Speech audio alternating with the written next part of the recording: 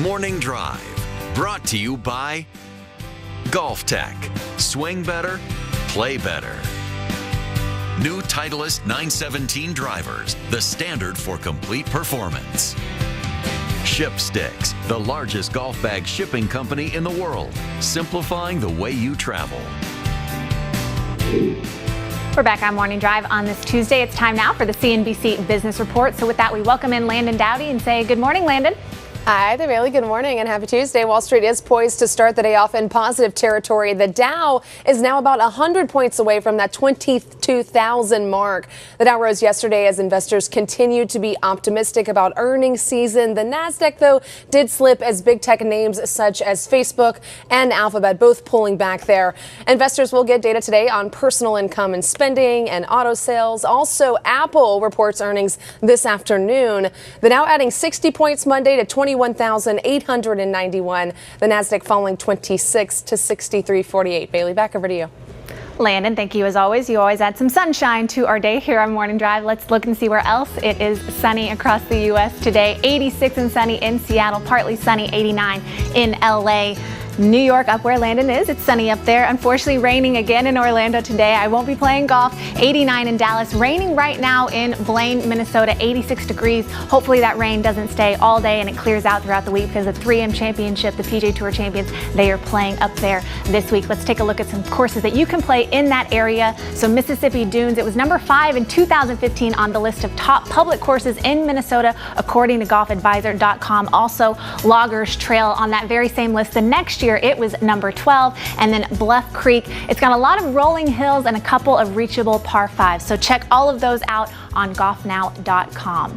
And speaking of reaching par 5s, well, Dustin Johnson knows all about doing just that. And you can get to know world number 1 by entering the Golf Now Drive with Dustin Johnson sweepstakes, your chance to win all new custom fit tailor-made golf clubs and a round of golf with world number 1 Dustin Johnson. So enter now at golfnow.com/drive with Dustin.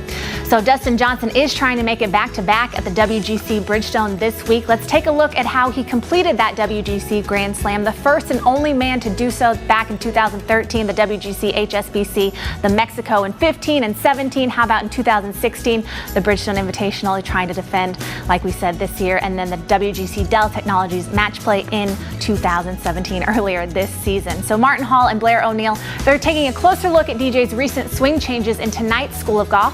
Here is a sneak peek. Dustin Johnson made a change towards the end of the latter part of 2016, and he went from hitting a tiny draw to a slight fade. What did he do to do that? Well, he gave him much more consistency, but what did he do? Amongst other things, he would have just put the ball more forwards, so change the ball in his stance, move the ball forwards more. Now you can get the ball on this part of the arc. So the club is swinging to the left, especially with the driver.